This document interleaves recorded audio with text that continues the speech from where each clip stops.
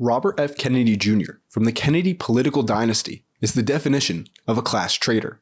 Kennedy is known as one of the most sober, clear-eyed critics of the government COVID policies that have resulted in massive regressions in freedom around the world, and also trillions of dollars in big tech and big pharma profits. His organization, Children's Health Defense, has launched and won several lawsuits against the government since the beginning of the pandemic. I sat down with Robert Kennedy for a discussion on his book, on censorship, and on Anthony Fauci. So to start, I just wanted to talk about your first book since COVID started, The Real Anthony Fauci. Getting all of that information into one book was a real feat, so congratulations on that. With that said, the book came out and it was not given that lavish mainstream media praise and the corporate back reviews that other books normally depend on to reach the top of the charts, and the top of Amazon, the top of the New York Times bestsellers list. It was censored.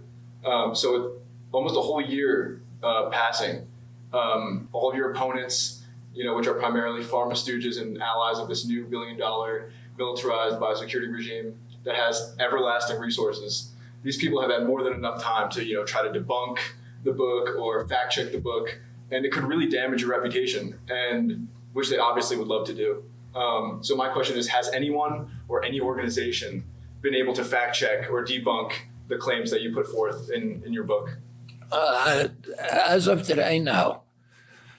So, and it's a 250,000 word book, so there's gonna be an error in it, but I think we did as rigorous a fact checking as we could possibly have done. I had the book was read by many doctors and scientists, and then, really scrupulous, careful fact checkers at CHD. And we had a whole team of them working on it for a long time. So I'm pretty confident that there's not going to be anything really dramatic.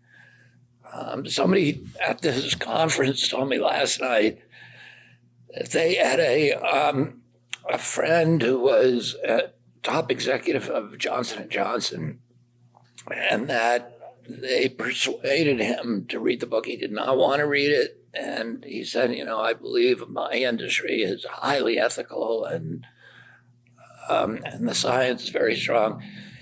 He then read it twice. He looked up at every one of the footnotes, which, is very time consuming because it's 2,200. And he then said he could not find a single error in it. So I think it's very solid. But you're right. If there were problems with the book, they, there's a huge premium on finding them and then using them to discredit me. And so it was censored, for lack of a better term, when it came out. And I'm going to read to you a quote. Censorship is always cause for celebration. It always is an opportunity because it shows that there's fear of reform. It means that the power position is so weak that they have to care what people think. And that quote is from political prisoner Julian Assange. And I think it's pretty relevant right now. And your organization has been kicked off YouTube, Facebook, Instagram. So, censorship is definitely something that you've thought a lot about. Why do you think they're censoring so much right now? And why has the censorship regime accelerated so quickly? Well, I think what Julian Assange has said is correct. If they had a position that they thought was defensible logically, they would debate it. But they have an allergy to debate. People who even agree to debate me then back out at the last minute. I'm sure they're under pressure. I know in some cases they get phone calls and they've been under pressure. And so I think if you're weak on the facts, that's the only and on the argument, it's pretty much your only option is to make sure that to silence dissent. And it was recently announced that Chief COVIDian, the master of the militarization of public health, Anthony Fauci, is retiring. And they say there's no such thing as a former intelligence agent or a former spy because all of their assets and their connections, they don't just disappear. So what do you think the retirement of Anthony Fauci really means. Do you think he'll remain influential? Do you think he'll quietly, retire to Florida? Do you think he'll ever see his day in court? What do you think it means for him, and what does it mean for us? I think I don't like to make predictions, but I think when you see, the orthodoxy has been held together by him and his distribution of grants, and also his capacity to punish people who dissent. So virologists, immunologists, biologists all over the world are dependent on NIH's funding and then their approval. If you look at Bill Gates, NIH gives away for $42 billion a year. Gates gives away $6 billion, and the Wellcome Trust, which is the UK version of the Gates Foundation, has I think it's a $40 billion endowment. And among those three, they give away 63% of the biomedical research funding on Earth. And a lot of the remaining funding comes from China and from pharmaceutical industry, which are also aligned with Dr. Fauci. So he's able, if you're a virologist and you want to work, if you want to get grants, if you want to publish, if you want a tenure at your university, you cannot afford to criticize Anthony Fauci. And I think when he disappears, a lot of that omerta that's held together by his annual funding and,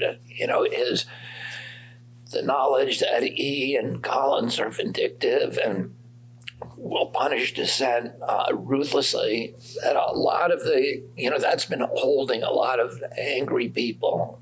A certain percentage of them are going to be angry at the way that they've been treated and what they've been made to do. And I think you'll see a lot of the orthodoxies begin to fray around the edges and even, crumble at the core. Anthony Fauci will be replaced by Lawrence Tabak or some other, little Anthony Fauci. They're not going to go outside of the agency and get a real reformer.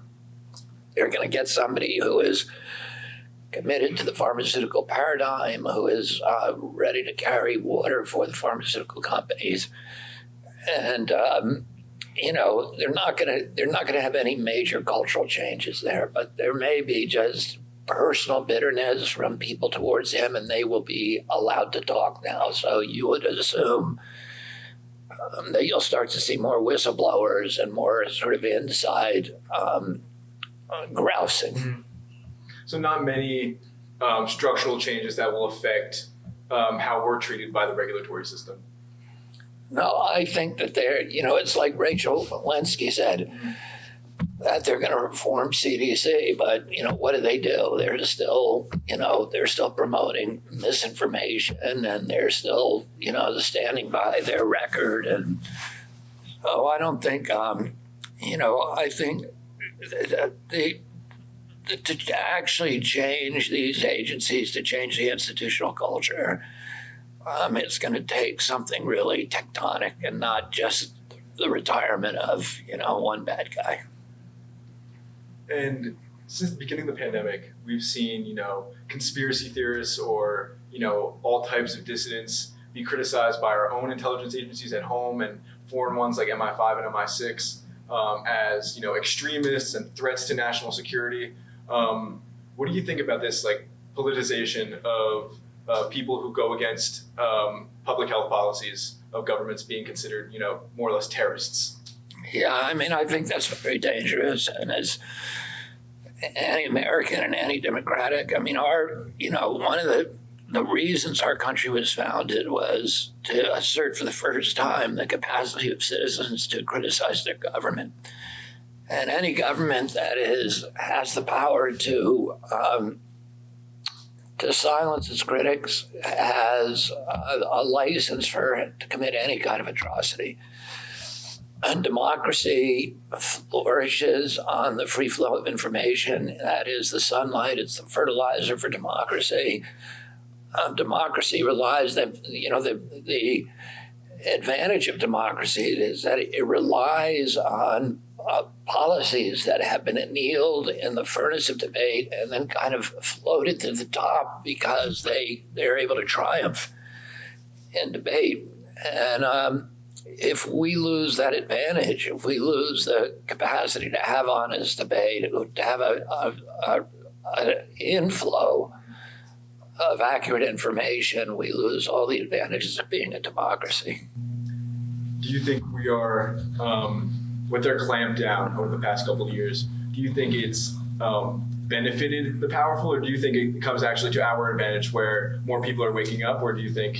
I think more people are waking up, but I mean, you know, the forces that we're up against are getting more and more powerful, and their capacity, you know, to sort of to put in place this turnkey totalitarianism, their capacity to enforce a totalitarian regime is growing by the day, you know, with all these new technologies like facial recognition systems, like vaccine passports, like satellite surveillance, and digital currencies. They're going to be able to watch everything that you do 24 hours a day. And, you know, it's going to be harder and harder to dissent. Even now during the COVID crisis, you know, the people were gathering, in some cases, 1 million people on the streets, and there was no news coverage. So their capacity to control the press really makes it difficult to organize resistance. You know, it's what Ralph Waldo Emerson said, that if a tree falls in the forest and nobody was there to hear it, did it really fall? And, you know, the same thing is true of all these huge demonstrations. If nobody covers them, in the minds of most people, they never happened. If you want to continue seeing the other side of the story, not the government narrative or the corporate media narrative, head to rebelnewsusa.com.